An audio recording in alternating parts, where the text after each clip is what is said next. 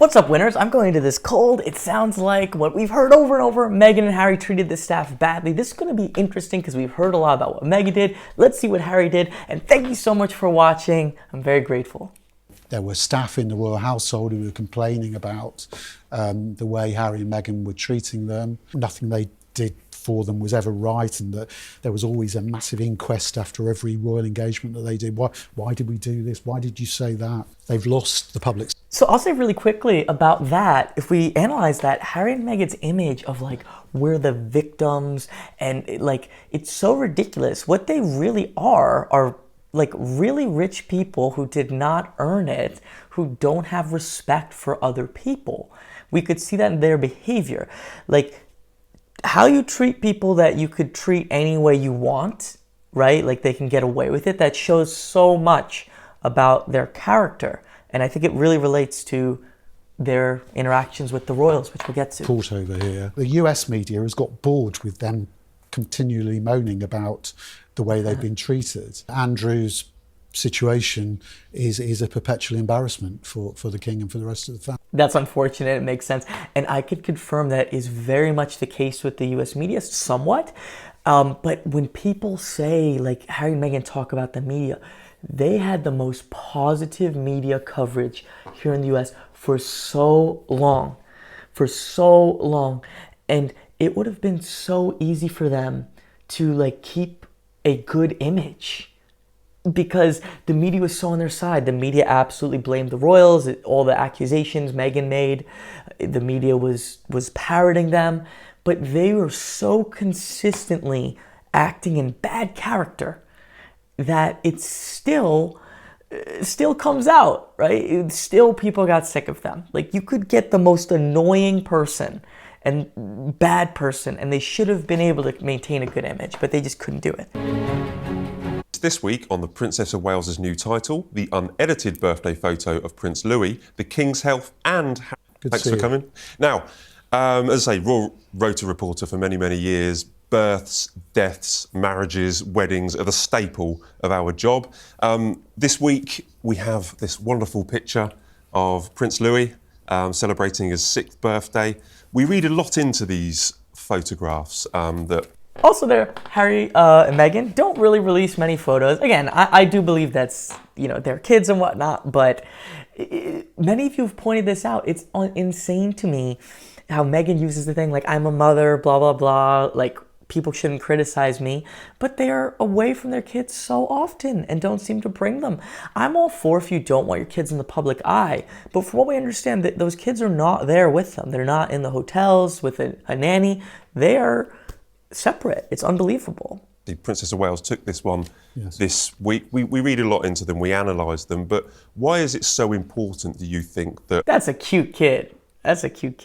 The royal family put these pictures out? Because we don't get pictures of presidents' children or politicians' children, but what does it give the public to see these? No, but they're part of the package, aren't they? They're our first family, if you like, and the whole idea is it's a royal family. So, particularly in the case of Prince George, because he's going to be a future king, there's obviously going to be a lot of public interest in what sort of a boy he is and what's... That is something that's so interesting. Being in the States, we have nothing like that. And I think it's really cool how the royals, they're just there. They don't have to, run BS politics, to get an office or something. And it's just, I believe they're public servants. It's kind of a cool thing. We have nothing like that in the US. We have politicians, pulling nonsense. That is the one thing that is good about being born into it, because when you have someone like William, and he chose, Catherine, who I don't think particularly need or want attention. They were just born into this position, but then they just want to live up to the position and do good, which is a wonderful thing, rather than other people, Meghan, who just want that attention and they're climbing for it. A young man he's shaping up to be, and perhaps slightly less so with Princess Charlotte and Prince Louis, and now we get to see their perception. I think he's got great analysis. Oh my gosh, my hair got frizzy. To become a full-time working royal, long before he is king, and if he can have a career before that, that'll be a bonus really. Outside of the military, I would imagine he'll probably follow in his father's footsteps and. Yeah, his father, not Harry's footsteps, doing whatever Harry was doing. Have you ever seen, I think I showed that video once, it's the video of Harry partying, falling in the pool. Again, I'm not saying he did anything wrong there, but it's funny.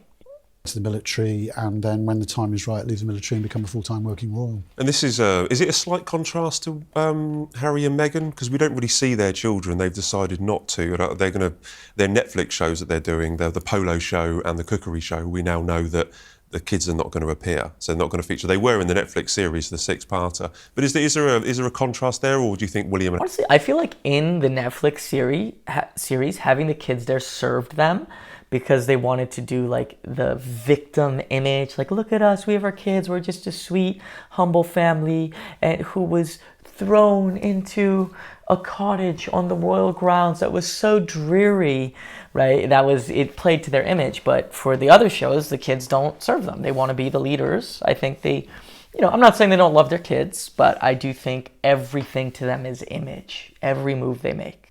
They're both taking a similar approach to keeping their children as much possible shielded out of public view. I think they're both very protective and both quite aggressive if they feel that the media or the public have overstayed. You know what, that's fair. I could see people being that way, and I think, William and Catherine do a good job.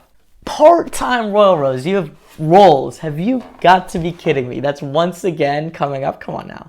With them continually moaning about the way they've been treated, and essentially has said, right, we've heard that story, we don't want to hear about that any longer. We want, if you are Americans, essentially, if you're basing yourself here, then you need to show us that you are enterprising people who are creating new lives for yourselves out here. What have you got to show us? And yeah, I mean, honestly, I don't care what they're doing. I'm American. I don't care. I think again, it's hysterical. How can you possibly do that? What they said about the royals, and say, "Oh, we want to come back to part-time roles." Are you kidding me? Like, they're living in an alternate universe of, what's good for us? That would help our image, so let's do it. But do you think that's possible? I would be I'm not even from the UK, very upset if they somehow were let back in. Do you think that's possible? I do not think so. Thank you. See you soon.